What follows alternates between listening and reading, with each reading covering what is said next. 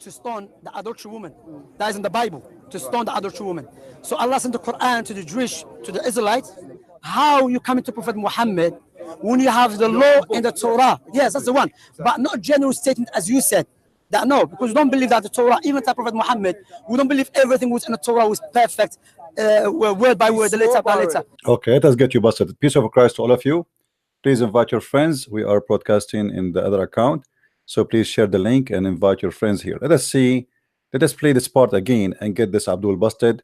Fast spank for the ones they call them lions, but the fact they are cats. Listen again. To stone the adulterous woman. That is in the Bible, to stone the adulterous woman. So Allah sent the Quran to the Jewish, to the Israelites.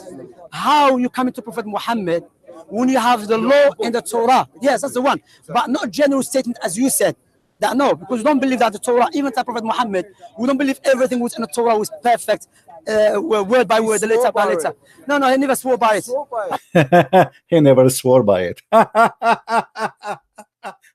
No, he never swore by it. I don't know about that, but my point to you was I don't know about that. I don't know about that. You see, first he said I never swore. He never swore by it. everything was in the Torah was perfect, word by word, letter by letter. No, he never swore by it. No, he never. No. I never. He never. Let us get you busted, Abdul. What a big fat liar you are. Like you're the same. You are a prophet, the son as his father. But at least maybe you know who's your father. Muhammad, you do not know. He was born 4 years after his father's death. Here we see in front of us this guy. He said he never swore by it. And this is how we got the Abdul busted. A Jewish group came to Muhammad and invited the Messenger of Allah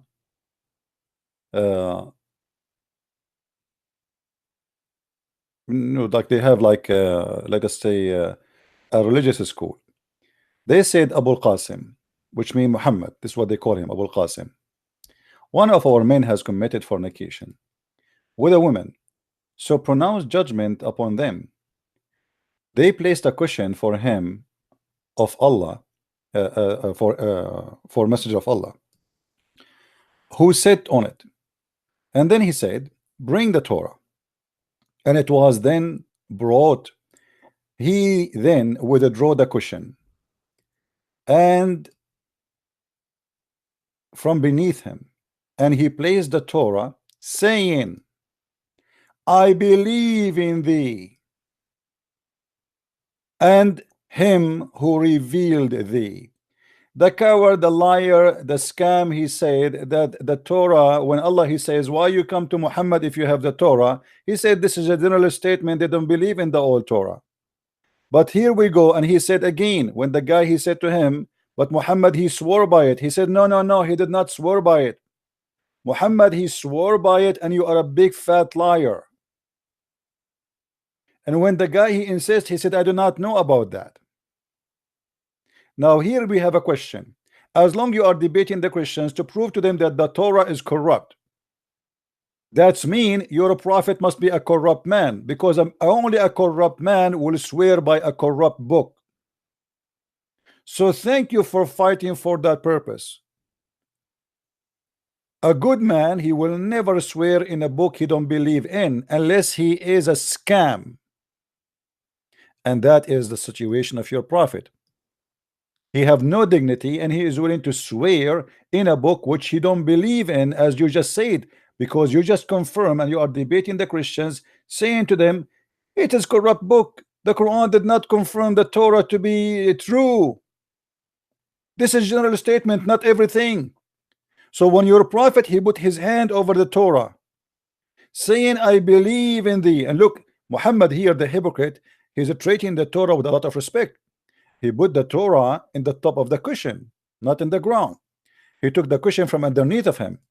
And then he said, I swear by thee and the one who sent thee. Do you see how they lie? Secondly, as long Muhammad he is saying to them, well, you have a stoning to death verse in the Torah, why we cannot find the stoning to death verse in the Quran? The answer, we will find it in the following hadith from your mother, the mother of the believer, the one who was accused of being a prostitute in the story of what it's called al-ifk, which means supposedly it was a fabrication. She said,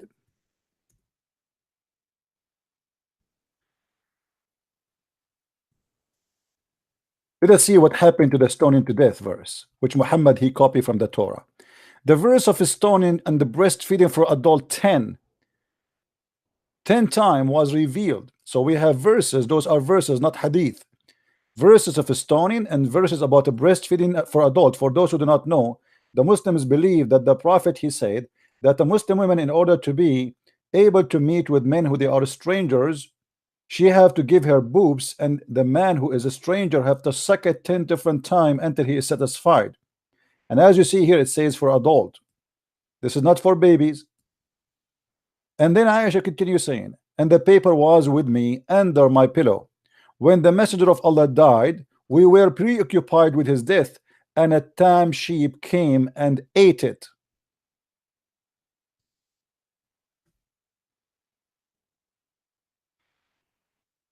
This is what happened to the Quran, who the Muslims have big mouth keep saying that your book is corrupt and our book is preserved, when their God could not even stop a silly goat from eating the Quran.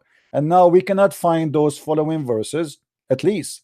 Actually, there's many reference we can show endless of them, that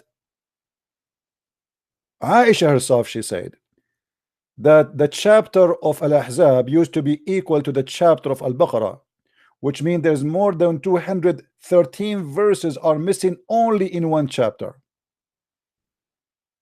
And the Muslims, they accuse the goat for such a thing. And by the way, when Muhammad he swore on the Torah, this guy, this Abdul, those liars, they might say to you, oh, this is a weak hadith. Guess what? This is not. And they cannot say that. So they keep lying to us because they are desperate. Now, let us continue in the video and laugh more, because we are not done. Even the video is meant to be short. I don't know about that, but my point to you went off the topic. You went off the topic. So is it from justice to kill babies for something their forefathers did? That's my question. Is it justice to kill a baby for something their forefather did?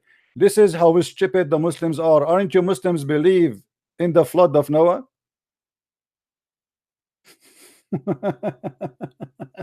What is the flood of Noah? There's only adult die. I mean, hypocrites, stupid, donkeys, you name it.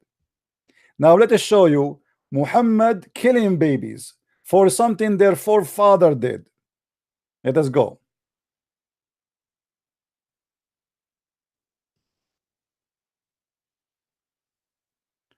I was among the captives of Bani Qurayza. They, the companion, examine us, and those who had begun to grow their hair around your private part were killed, which means they are babies, because having little hair around your little private part when you are a boy, that will not make you an adult. This is your prophet and this is your religion. So how old they are? 9 years old. We are Middle Eastern. We start having hair in a very early age. What are they? 7 years old? 8 years old?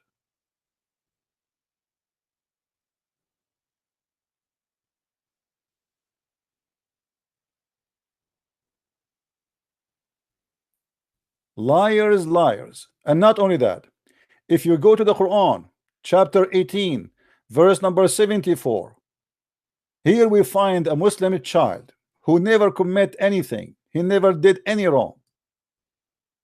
He met by a prophet Al-Khadr, and Allah he sent Prophet Musa to learn from the new master, the guru Al-Khadr, the prophet of Allah, who Allah gave him a lot of knowledge. Al-Khadr, he met with the boy, and this boy, he suspect that he will not be good. So look what he did to him. So they sit after leaving the ship, making their way on foot until they met a boy who had not yet reached the property, playing with other boys, among them who his face was fairest. And he, Al-Khadr, slew him by slitting his throat with a knife while he lay down, or by tearing his head off with his hands, or by smashing his head against the wall, all which are different opinion. Muslims are confused which one he killed it with. You pick up one.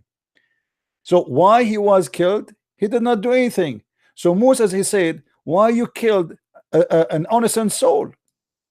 Why you killed him? Later Al-Khadr, he explained to him, He said, I did because later this guy, you know, I suspect that later he might do something bad to his parents. He will leave Islam. You want to kill the boy because he might leave Islam? What about you wait until he leave Islam? He is a boy. And he's saying to him, you know, this is the problem. You cannot, you know, you cannot have patience with me. I am very patient because Allah gave me patience. You don't have patience, Musa. So this man, he is teaching Musa, giving him a lesson, as you see in all those verses, how to be a prophet. And how to be a prophet. If you see a boy and you suspect that one day when he grow up he might be not nice and he will leave his religion, then what we should do? We should kill him. And as for the boy, his parents were believers, and we feared. You feared that when he grow up he will be not good as a believer, and you kill him. And you are telling us about killing babies? Let us continue and get you more busted. Coward like your prophet. Let us see. I'm sure they will be upset from this video. Yes. So you no. Hear me. So God will tell you to do something unjust. Sorry? God will tell you to do something unjust. No, listen, you don't understand. I do. You know, look who is talking about to do something unjust. Is killing the Christian and the Jews just because you don't believe is just? Is beating your wife is just? Is killing someone just because you are jealous from him, as Muhammad he did, he killed a believer because of jealousy, is just? Is attacking the Roman, saying to your followers, attack the Roman and get the blonde girls, is a just? Actually, even Muhammad, he was even not just with his wives. The wife of Muhammad,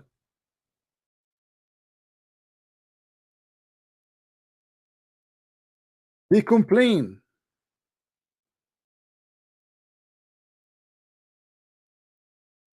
on Muhammad being unjust. Let us show you the verse.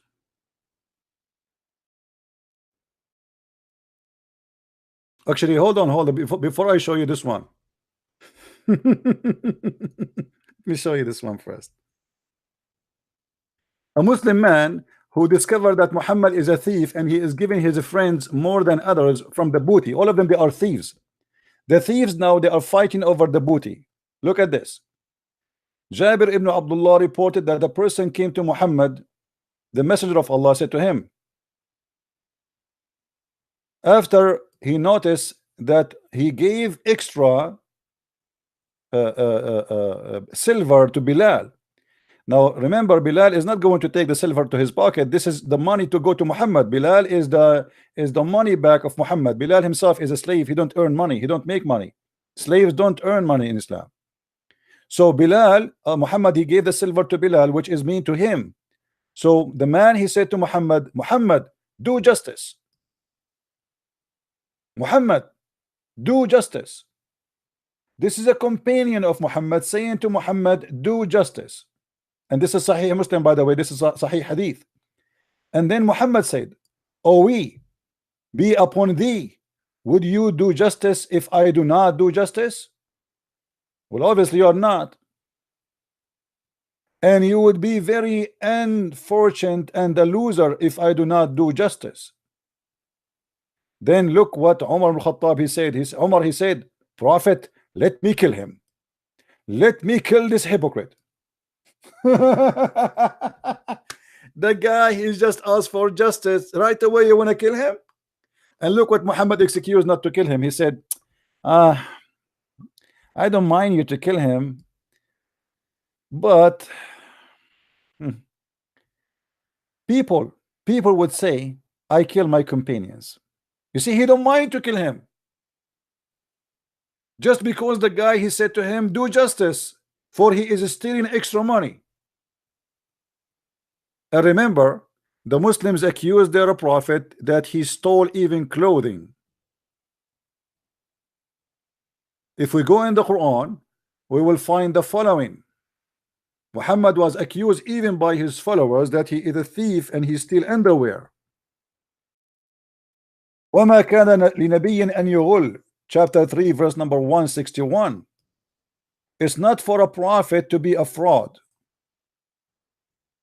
What they accuse him with? They accuse him of stealing a piece of clothing. What kind of a prophet and what kind of companion? They are fighting over stolen clothes. Even those clothes are stolen. They are a bunch of thieves fighting over clothing, accusing their prophet that he stole clothing. This is a prophet of God. If this is a prophet of God, who is the gang? Who is the thieves? Let me show you. 161.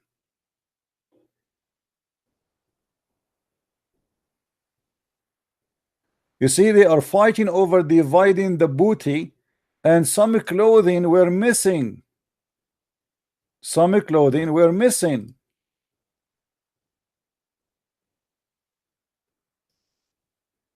Muhammad is willing to kill one of his companion over an underwear. And look what happened. After they accuse him, the companion, that he is a thief, he stole a bikini. And the proof that he is the one who stole it. And by the way, this is a stolen bikini from the infidels. They attack the infidels who they are real believers. And Muhammad is the pagan man who kissed a black stone. They killed them, they stole their clothes, they stole their shoes, and now they are fighting over their shoes and their clothes. And now Muhammad accused that one of the underwear is missing, and Allah, he made a verse saying that it's not Muhammad who took the underwear. But guess what? Allah never said who took it, which means obviously the one who took it is Muhammad, because if Allah is God and Muhammad is a prophet and Allah, he involved in this story and he said it's not Muhammad who did take the underwear, shouldn't Allah say who is the one who took it?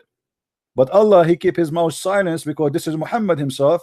For Muhammad is not a prophet, and even if someone else his story to do not know who took it.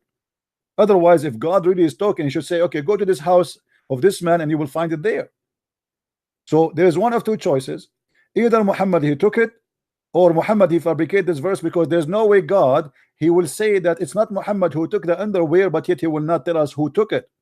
Until now, by the way, the underwear is missing. Now we continue getting them busted. Justice, huh? A Muslim talking about justice.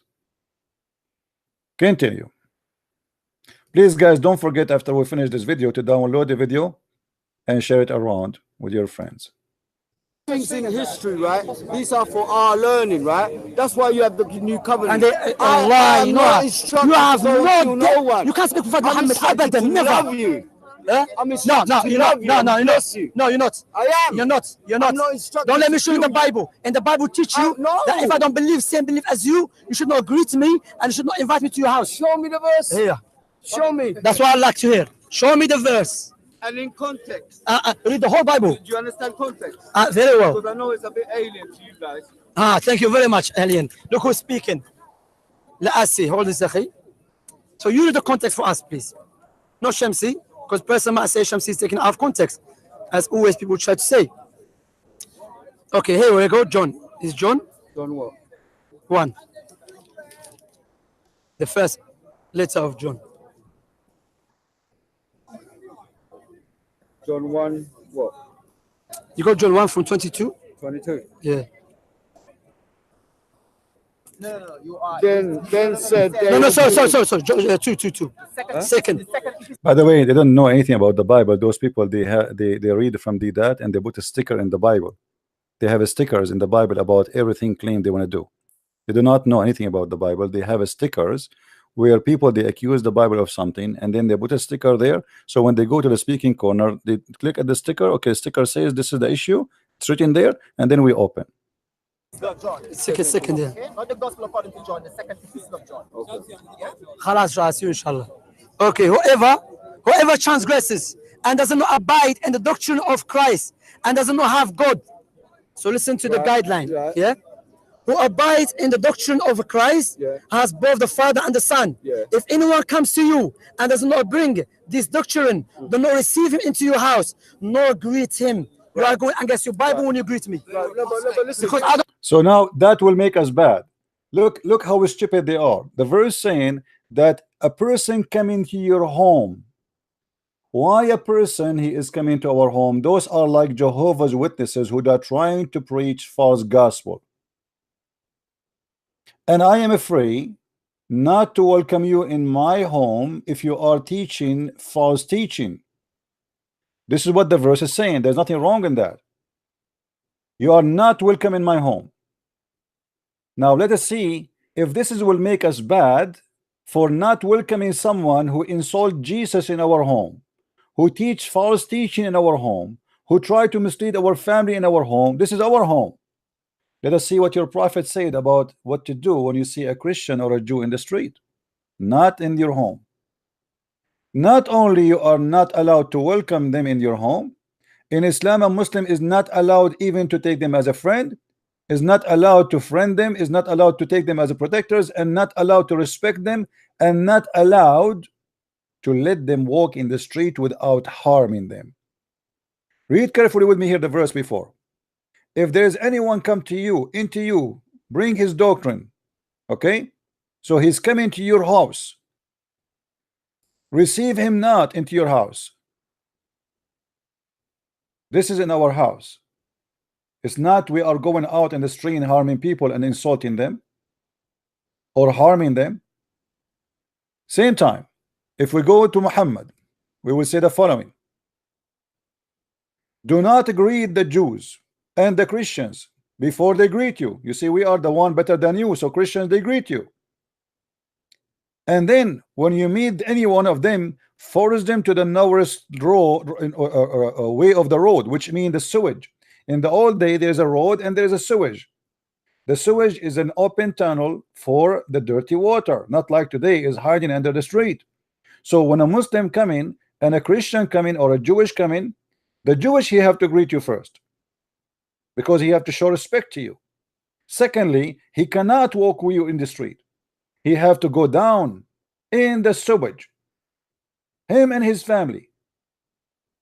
So if not greeting you, coming to our house will make us bad. How about your prophet forbidding you to greet us even in the street? And the top of that, you have a duty to harm us and to force us to walk in the sewage. Not only that, this is if we live between Muslims and we are paying the jizya, which means you are already humiliated. In case you are not paying the jizya, you are going to be executed immediately. If we go to Ibn Kathir, we will find the following. This is a chapter 9, verse number 29. It says, you can read with me carefully, please. Fight against those who believe not in Allah, nor the last days, nor forbid what is forbidden by Allah and his messenger, and those acknowledge not the religion of Islam, the truth, which means Islam, from the people of the scriptures. So what is the point? What is the reason to kill us? Just because we don't believe in your religion. So you are upset from the Christian not to greet you if you come to their house and not to welcome you just because you don't believe in the religion, but you are willing and you have the duty to kill us just because we don't believe in your religion. And supposedly not greeting you will make us bad, but you killing us will make you good. And you forcing us to walk in this sewage will make you good, and we are not greeting you in our house will make us ugly. Read carefully.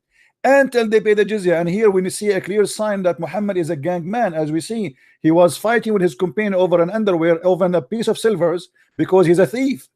And now Muhammad, if he is a prophet of God, why he will accept that I will stay Christian if I pay him money? Think about it. If Muhammad really is fighting for God and he is killing people because they don't believe in God, and those are kuffar, and those they will go to hell, and everybody who don't believe Allah, he want to kill him, he want to fight him, but the second you agree to pay him money, he let you live. For he is a scumbag and he is a gang. He's not doing it for God. Who is the one get the benefit from the jizya? Allah. When I pay Muhammad jizya, Allah will get the benefit, or Muhammad? So you can stay as a Christian, it's okay, don't worship Allah, it's okay, worship Jesus, it's okay, as long you pay me. If you don't pay me, I kill you. So if you don't pay me, suddenly I remember that you are a Christian, you deserve to be killed. As long you are paying me, it's okay. Worship Jesus, don't believe in Muhammad, don't believe in Allah, don't pray in the direction of the Kaaba. Suddenly Muhammad, he forget all the rules. Forget it, don't worry. You don't have to be a Muslim. Just pay me. And that is a clear evidence that Islam is false and Muhammad is nothing but a bot, a scam.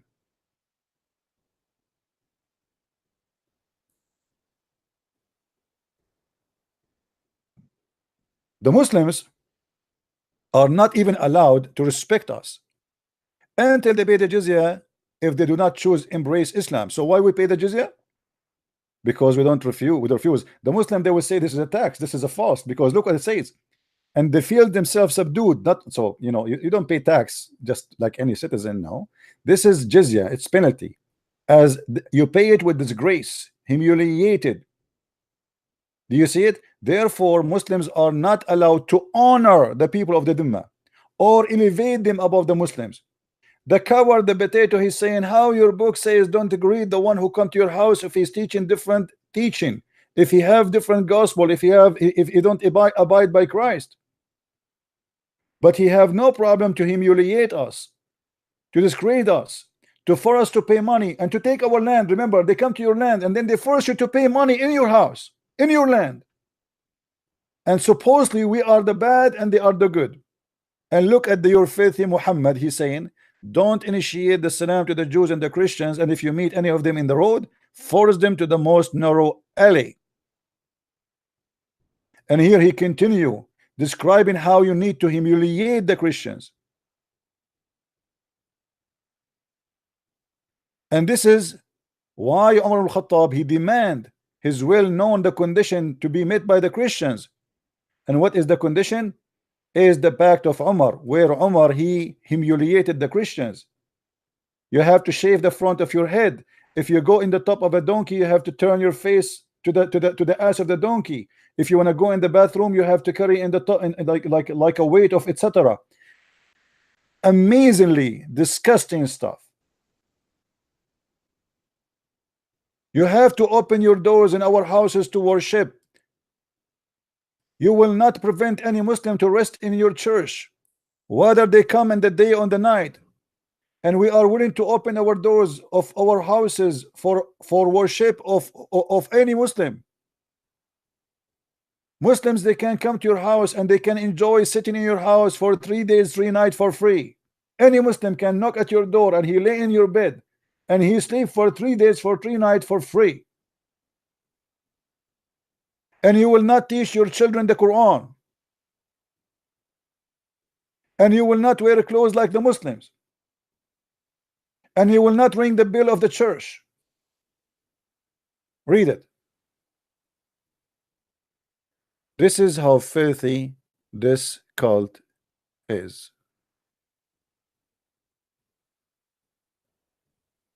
My friend, download the video and share it around. And let us get them busted. Thank you very much for being here. May the Lord bless you. This is just a short video to get the Abdul busted and to show them how filthy this cult is. And by the way, there is a reward by the Saudi government for those who they can find the goat who ate the Quran, because until now we cannot find the Quran which is eaten by the goat. If anyhow you met such a goat, let me describe this goat for you. If you see the goat, first of all, you will notice that in her stomach it says Allahu Akbar, because she ate Quran. Secondly, she walked like a terrorist because she ate Quran. Number 3, she liked to do breastfeeding because she ate the breastfeeding verses. As you see, for adult, she liked to give her boobs to adult men. Number 4, this goat, obviously she liked to play with the stones because she ate the verses of stoning. So if you met any of those goats, please call the Saudi Arabia embassy or any office of authority of Saudi Arabia. There's a big reward for the one who find the goat who ate the Quran of Allah and Allah could not stop it. And until now we cannot find neither the verses for stoning, neither for the verses for adult 10-time feeding. And by the way, when Muhammad, he said that a woman, she can give her breast to a man to do 10-time breastfeeding, he proved to us again that he is a perverted minded person and he don't respect Muslims. Who in the world will accept that his wife, she will give her breast to a stranger just because a stupid fool man, his name is Muhammad, says you should do so? I challenge Shamsi and all the Muslims to let their wives practice Islam, because this is Islam. When the woman, she came to Muhammad and she said to him, I have my husband is worried because we have an adult man in my house and he hate the look of it. This man is looking at her in a sexual way. So Muhammad, he said, give him your boobs, feed him. He said, how I'm going to feed him and he's a growing man? How I'm going to feed him, breastfeeding him, suckling him? How I'm going to do so and he is a growing man? Muhammad, he said, I know he's a growing man, and he was laughing. Obviously he's making fun of the Muslims. This is Islam, my friend, and this is why I believe the Muslims, they destroy, they accuse the goat that the goat ate the verse, but I guarantee you that the Muslims is the one who destroy it, because this is disgusting and this is stupid. And even if the goat ate the verse, don't the Muslim, they say to us, we recite the Quran by heart? Okay, the goat ate the verse, where is the verse? You keep saying to us that we Muslim will recite the Quran by heart. The goat, she ate the verse, the paper, she did not eat the Muslims. So if she eat the paper and you Muslims, you recite the Quran by heart, that means you should be able to recite the verse by heart. Why it's not in the Quran? Unless the goat, she did eat the paper and she ate the Muslims too, then that makes sense. Thank you very much for watching, and may the Lord bless you. Until we see you in coming video, download, share, and don't forget to subscribe, my friend. This is a Christian Prince was with you, and see you soon again. Take care and God bless.